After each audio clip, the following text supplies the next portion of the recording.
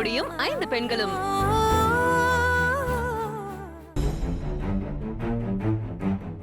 என்னக்கா சொல்ற? சித்தார்த் மாமா டிவோர்ஸ் வரைக்கும் போயிட்டாரா? அக்கா ஒண்ணுதாக்கா கேக்குறேன். மாமாவா டிவோர்ஸ் கேக்குறாரு? ஆமா, உன் மாமா தான் டிவோர்ஸ் கேக்குறாரு. என்ன பிடிக்கலையா, என் கூட வாழ பிடிக்கலையா, அதனால நான் அவரை விட்டு பிரிஞ்சாகணுமா? அதெல்லாம் வேண்டாம்னு நான் வீட்டுல கெஞ்சினேன், கோர்ட்லயும் கெஞ்சினேன். அதெல்லாம் உன் மாமா கேக்குறதா இல்ல. நான் கௌரவமா வாழ்ந்துட்டு இருக்கிற கோர்ட்ல என்ன கேவலமா கொண்டு போய் நிக்க வச்சுட்டாரு. சரி, குடும்ப கோர்ட்ல ஜட்ஜ் என்ன சொன்னாரு? நான் மியூச்சுவல் டைவர்ஸ் தர முடியாதுன்னு சொன்னதும் ஜட்ஜ் மேடம் 6 மாசம் டைம் கொடுத்துருக்காங்க. 6 மாசம் டைம் கொடுத்துருக்காங்கல்ல? அப்புறம் அக்கா, இந்த விஷயத்தை எப்ப நம்ம வீட்ல வந்து சொல்ல போற? நீ எதையும் உளறி வைக்காத. இது தெரிஞ்சா அம்மா அப்பா தாங்க மாட்டாங்க. தாங்க மாட்டாங்கல்ல, அதுக்கப்புறம் ஒரு நிமிஷம் கூட தூங்க மாட்டாங்க. அக்கா, இத சொன்னா வருத்தம் வரும், நான் இல்லைன்னு சொல்லல. அதுக்காக சொல்லாம இருக்கிறது பெரிய துரோகம். அதனாலதான் சொல்றேன்க்கா, உன் பிரச்சனை யார் சொல்லியாவது அம்மா அப்பா காதல விழறதுக்கு முன்னாடி நீயே வந்து சொல்லிடு. என்னக்கா யோசிக்கிற? இல்ல, சொன்ன பின்னாடி வேற மாதிரி பிரச்சனை வருமோன்னு பயமா இருக்கு. யாரோ சொல்லி தெரிஞ்சா அது பெரிய அதிர்ச்சியா இருக்கும்க்கா. நீயா வந்து மெதுவா அவங்கள சமாதானப்படுத்துற மாதிரி சொல்லிடு. என்னக்கா சொல்ற? நாளைக்கே சொல்லிடுறேன்.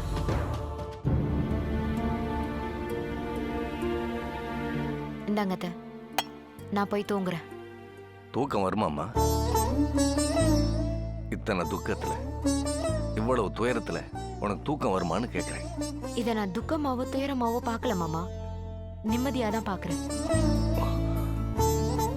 எதுமா நிம்மதி? சொந்த ஊரை விட்டுட்டு, நெருங்கின சொந்தக்காரங்களை விட்டுட்டு, அனாத மாதிரி முன்ன பின்ன தெரியாத ஊர்ல அடைக்கலமாகறதா நிம்மதியா? நான் அந்த அர்த்தத்துல சொல்லல மாமா.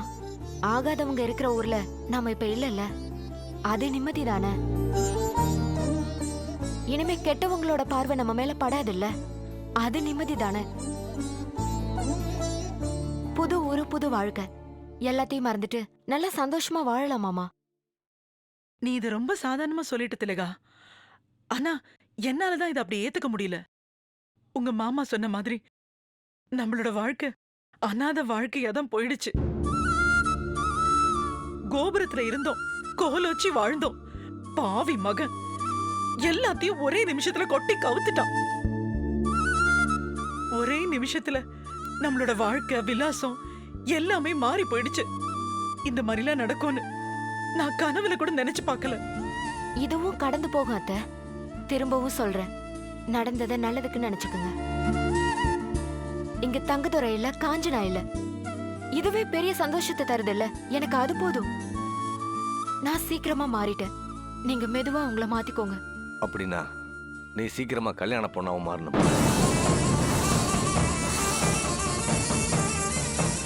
ஆமாம்மா, நீ பழசெல்லாம் மறந்துட்டு 2வது கல்யாணத்துக்கு தயாரா ஆகணுமா? உன் வாழ்க்கையில தங்கதுரை மாதிரி ஒரு அரக்கம் வந்ததை, அவன் கூட வாழ்ந்ததையெல்லாம் சுத்தமா மறந்துடு. இந்த ஊர்ல யாராவது ஒரு நல்லவன் உன்ன மாதிரி பாதிக்கப்பட்ட ஒரு பெண்ணுக்கு வாழ்க்கை தர்றவன் இருப்பான். அவனை நான் தேடி கண்டுபிடிக்கிறேன். அவனை கல்யாணம் பண்ணிக்கிட்டு நீ சந்தோஷமா வாழணும் திலகா. ஏன் மாமா என்ன கொண்டு போய் காஞ்சனா லிஸ்ட்ல சேர்க்கறீங்க? நான் வேற, அந்த காஞ்சனா வேற மாமா. நான் சொல்றதும் வேற வேறதாம்மா. காஞ்சனா பண்ணது சீர்கேடு, நான் உனக்கு பண்ணணும்னு சொல்றது சீர்திருத்தம். எவ்வளவு நாளைக்கு நானும் உன் அத்தையும் உனக்கு பாதுகாப்பா இருப்போம். எங்க காலம் முடிஞ்ச பின்னாடி வயசானவங்க தனியா இருக்கிற உன்னை அனுதாபமா பார்ப்பாங்க. ஆனா வயசு பசங்கள்லாம் ஆசையா தானே பார்ப்பாங்க. அதுக்கு பயந்துகிட்டு கழுத்தை மறுபடியும் கத்திங்க கொடுக்க சொல்றீங்களா? மாமா, ஒருத்தனை விரும்பி ஏமாந்து அவன்கிட்ட போராடி தாலிய வாங்கி நான் பட்டரான வேதனையெல்லாம் போதும் மாமா. எப்போ என் கழுத்தை இறுக்கி பிடிச்சிட்டு இருந்த தாலியை அவுத்து வீசினோ அப்போதுல இருந்து தான் நான் சுதந்திரமா இருக்கேன் மாமா. என்னை இப்படியே இருக்க விட்டுருங்க மாமா. நான் இந்த வார்த்தையை சொல்றதுக்கு என்ன மன்னிச்சிருங்க மாமா. வர வர ஆம்பளைங்கனால எனக்கு வெறுப்பா போச்சு. நீங்க சொல்றீங்களே இந்த ஊர்ல யாரோ ஒரு நல்லவன் கிடைப்பான், நான் தேடி கண்டுபிடிப்பேன், சீர்திருத்தமா என்ன ரெண்டாவதா கல்யாணம் பண்ணுவான்னு சொல்றீங்களே. அவன் ஆரம்பத்துல நல்லவனா தான் இருப்பான். நாளாக நாளாக மெல்ல மெல்லமா வேஷத்தை கலைச்சிட்டு என்ன வேதனைப்படுத்த ஆரம்பிச்சிருவோம் மாமா. அந்த வேதனை என்னோட மட்டும் நிக்காது, என் மகன் வீரபாண்டி வரைக்கும் போகும். தேவையா இதெல்லாம்? அந்த மாதிரி எதுவும் நடக்காதுமா. உன் நல்ல மனசுக்கு நல்லவன் தான் கிடைப்பான். நல்லவங்கள நல்லா வாழ்றாங்களா மாமா? உங்களால நீலாவதி சித்தார்த்த விரும்பினா, அதை தவிர அவ வேற என்ன கெடுதல் செஞ்சா? அவ என்ன நல்லவா வாழ்ந்தா? நம்ம நீலாவே நம்ம கூட வாழலையே. பசியில வந்தவங்களுக்கு சோறு போட்டதே தவிர வேற எந்த பாவமும் பண்ணாதவங்க என் பாண்டிய மாத்த. அவங்க என்ன நல்லவா வாழறாங்க? நல்லவங்க நல்லா வாழ்வாங்கங்கிற வார்த்தையெல்லாம் செத்து ரொம்ப நாள் ஆச்சு மாமா. இப்பெல்லாம் கெட்டவங்க தான் கொடி கட்டி வாழ்றாங்க. அயோக்கியங்க தான் அமோகமா வாழ்றாங்க. தெய்வம் கூட வசதியா இருக்க தப்பானவங்க பக்கம் தான் வளைஞ்சு கொடுக்குது. பொண்ணா பிறந்தவ பிறந்தப்ப அப்பா நிழல்ல, பூத்த பின்னாடி புருஷன் நிழல்ல, பூ போட்டு போன பின்னாடி புள்ள நிழல்ல தான் இருந்தே ஆகணுங்கிற காலம் எல்லாம் மலை ஏறி போச்சு மாமா. பொம்பளை இப்பெல்லாம் அவன் நிழலையே நின்னுக்குவா. அவன் நினைச்ச வாழ்க்கை வாழ்ந்துப்பா. அத்தை மாமா, நீங்க 2 பேரும் இருக்கிற வரைக்கும் நான் உங்க மகளா வாழ்ந்துக்கிறேன். தெய்வ கட்டளையால நீங்க போன பின்னாடி என் மகனுக்கு நான் தாயா மட்டும் வாழ்ந்துக்கிறேன். இதுக்கு நடுவுல நான் எவனுக்கும் மனைவியா மாறவோ இல்ல மனைவியா வாழவோ நான் விரும்பல மாமா. இதுக்கு மேல இத பத்தி யோசிக்காதீங்க மாமா. யோசிச்சாலும் அத பத்தி என்கிட்ட பேசாதீங்க மாமா. என்ன நாகலட்சுமி, அவ இந்த மாதிரி சொல்லிட்டு போற? அவ சொல்றது வார்த்தைக்கு வேணா நல்லா இருக்கும், ஆனா வாழ்க்கைக்கு நல்லா இருக்கும். தங்கதுரை திலகா மனச இந்த அளவுக்கு ரணமாக்கிட்டான். விட்டுருங்க, திலகாவை அவ போக்கலையே விட்டுருங்க.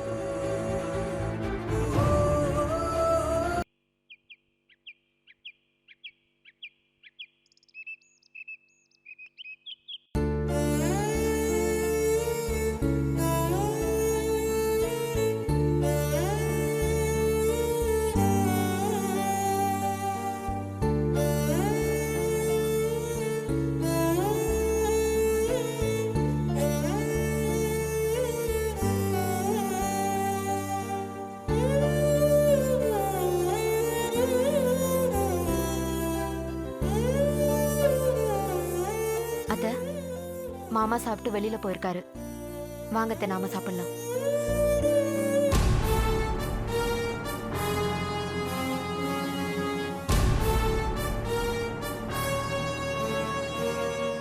வாங்கத்த சாப்பிடலாம். எனக்கு பசிக்கல திலகா, நீ சாப்பிடு. அப்போ எனக்கும் பசிக்கலத்த, நானும் சாப்பிடல. நீ குழந்தைக்கு பால் கொடுக்கணும், ஒழுங்கா சாப்பிடு. நம்ம சோகத்துல அதுக்கும் பங்கு இல்லையா என்ன? அதுவும் நம்மள மாதிரி பசியிலேயே இருக்கட்டும். சோகமா இருந்தாலோ இல்ல சோகத்துல சாப்பிடாம இருந்தாலோ நம்ம வாழ்க்கையில வந்த துக்கம் தூரமா போயிடாதத்த. அதெல்லாம் வருஷம் மாறாம நம்ம வாழ்க்கையில அப்பப்ப வந்துகிட்டு தான் இருக்கும். விலகி எல்லாம் போகாதத்த, அனுபவிச்சுதான் ஆகணும்.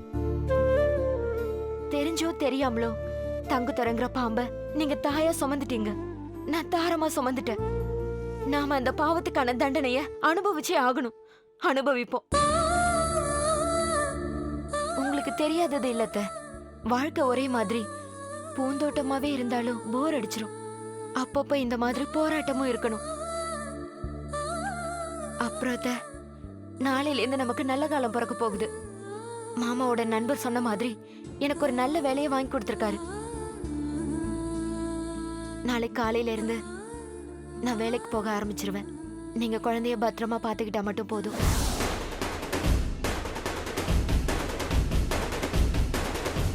ரொம்ப கேவலமா இருக்கு.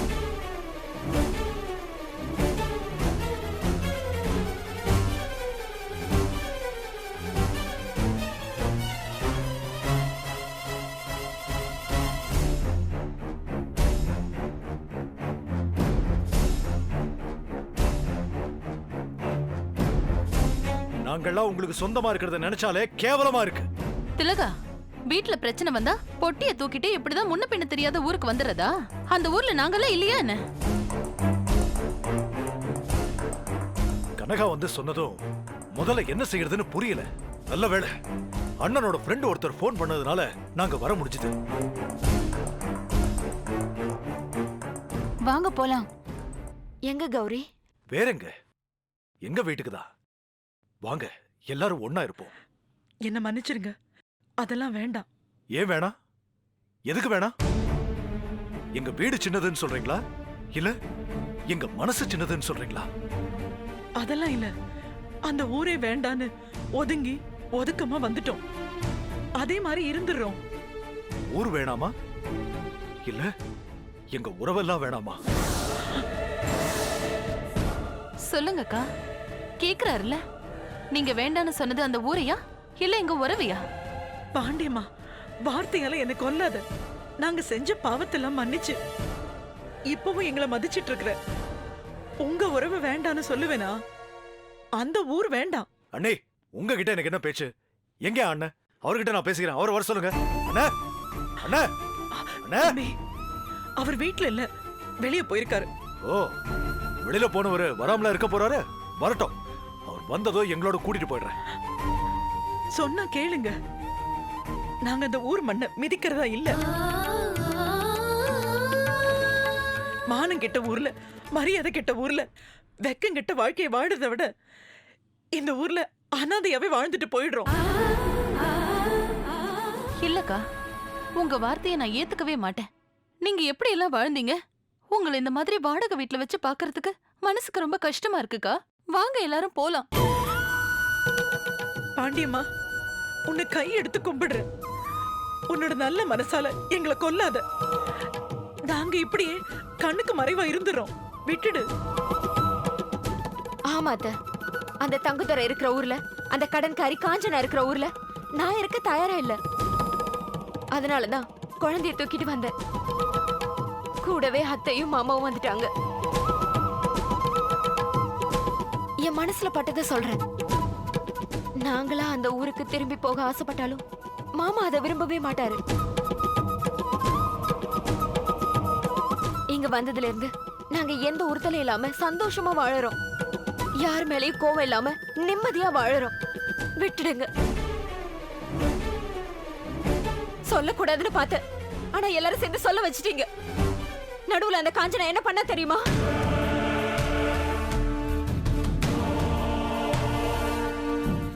ஆமாப்பா, எனக்கு எல்லா வகையிலயும் ரைட்ஸ் இருக்கு. குழந்தை கொடுத்துருங்க, பணத்தை எடுத்துக்கோங்க. டேய், சொன்னா கேட்க மாட்டேன். நிறுத்துங்க. இங்க பாருங்க, இவரே உங்க புள்ள மட்டும் இல்ல, எனக்கு புருஷனும் கூட. இவர் மேல கைய வச்சா அதை பார்த்துக்கிட்டு நான் சும்மா இருக்க மாட்டேன். இவரை கொல்ல பாக்குறீங்கன்னு போலீஸ்ல புகார் தருவேன். என் தாலியை கேட்டா கொடுத்த, இப்போ என் தாய் ஸ்தானத்தை கேக்குறா. கொடுக்க முடியுமா? அவ எதிரில நான் என் மகனை வளர்த்து ஆளாக்குவேன். அதுல எந்த பிரச்சனையும் இல்ல. ஆனா அந்த ஊர்ல வளர்ந்தா என் மகன் தாய் வளர்ப்புல இருந்தாலும் அந்த தங்கத்துறையோட மகனா தான் வளருவான். ஊர் உலகம் அவனை தங்கத்துறையோட மகனா தான் பாக்கும். வீரபாண்டி, இந்த பேரை நான் உங்க ஞாபகத்துல வச்சேன். அந்த பேரை கொண்டவன் கம்பீரமா வளரணும், கௌரவமா வளரணும். தங்கத்துறை மகன் கேவலமா வளரக்கூடாது. அதனால அந்த ஊருக்கு நான் வரவே மாட்டேன். என் மகனை சிங்கம் மாதிரி இந்த ஊர்ல வச்சு வளர்ப்பேன். என்ன மன்னிச்சிருங்க அத்தை. திலகாவை தனியா விட்டுட்டு எங்களாலையும் வர முடியாது பாண்டிமா.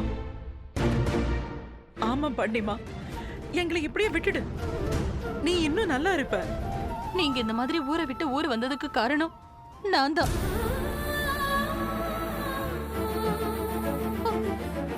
நான் சொத்தை தங்கத்துறை பேருக்கு மாத்தினதால தானே அவன் இப்படி எல்லாம் ஆட்ட போடுறான். சொத்து கையில இருக்கிற திமிர்ல தானே காஞ்சனா பணத்தை காட்டி புள்ளைய வேலை பேசியிருக்கா. அந்த சொத்து தான் எனக்கும் டைவர்ஸ் நோட்டீஸ் வர காரணமா இருக்கு.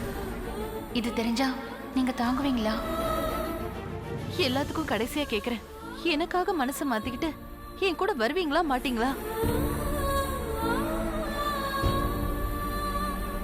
சரி, இப்ப நான் உங்களை வற்புறுத்தல. உங்களுக்கு எப்ப வரணும்னு தோணுதோ அப்ப எனக்கோ இல்ல கௌரிக்கோ ஃபோன் பண்ணுங்க.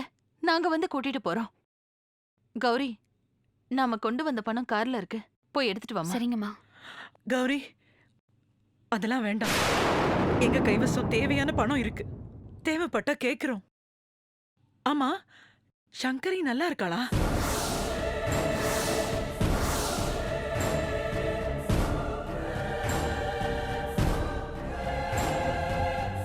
காத்து வாக்கல சங்கரிக்கு கல்யாணம் ஆன செய்தி வந்து காதுல விழுந்துச்சு. தாங்க முடியல. பையன் தப்பானவன்னு தெரிஞ்சும் அன்னக்கொடி அவங்களுக்கு சப்போர்ட்டா இருந்து கல்யாணத்தை செஞ்சு வச்சிட்டாலாமே. இடிஞ்சு விழுந்த உங்களுக்கு எப்படி ஆறுதல் சொல்ல முடியும்? நாங்கெல்லாம் அந்த கர்மத்தை மறக்க பாக்குறோம். தடுக்க தடுக்க சங்கரி தப்பா போயிருக்கா. அதுக்கு அன்னக்கொடியும் துணை போயிருக்கா. பார்க்கலாம் என்ன நடக்குதுன்னு.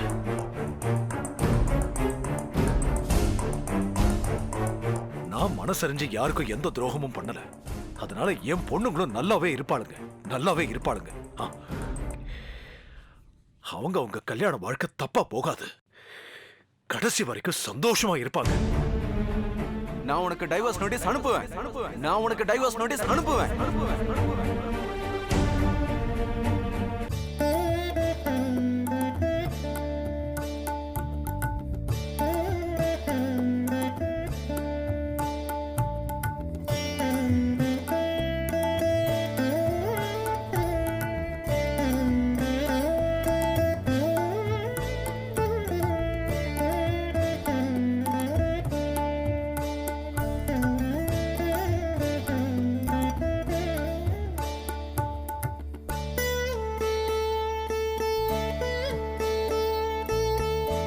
அம்மா, நல்லா இருக்கீங்களா?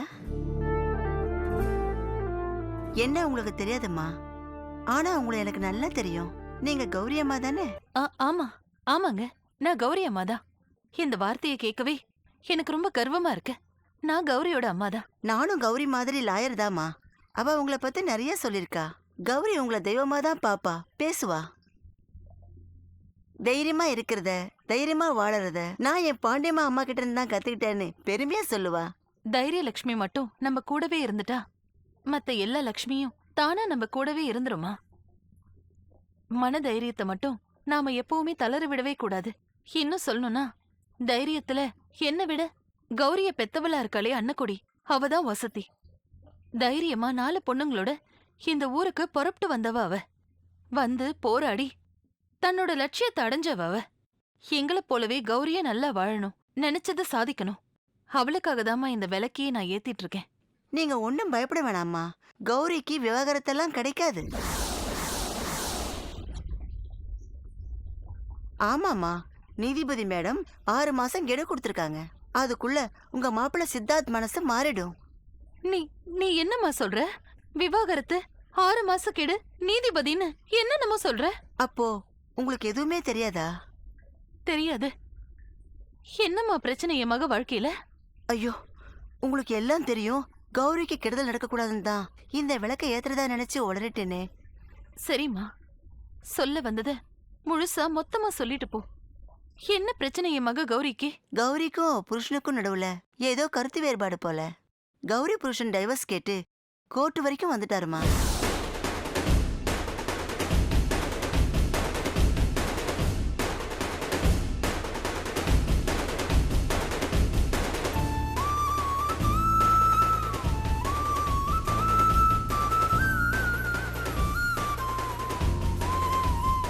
கௌரி புருஷன் தான் விவாகரத்தை கேட்கறாரு தவிர கௌரி கேட்கலம்மா. நான் என் புருஷன் கூட தான் வாழ்வேன்னு கௌரி நீதிபதி மேடம் கிட்ட தீர்மானமா சொல்லிட்டாமா. நான் சொல்றேம்மா, விவாகரத்து கிடைக்காது. நீதிபதி மேடம் கொடுத்த 6 மாச காலத்துக்குள்ள கௌரிக்கும் அவ புருஷனுக்கும் நடுவுல ஒரு இணக்கம் வந்துருமா. கௌரி கிட்ட நான் சொன்னதா சொல்லிக்காதீங்கம்மா. நான் புறப்படுறேம்மா.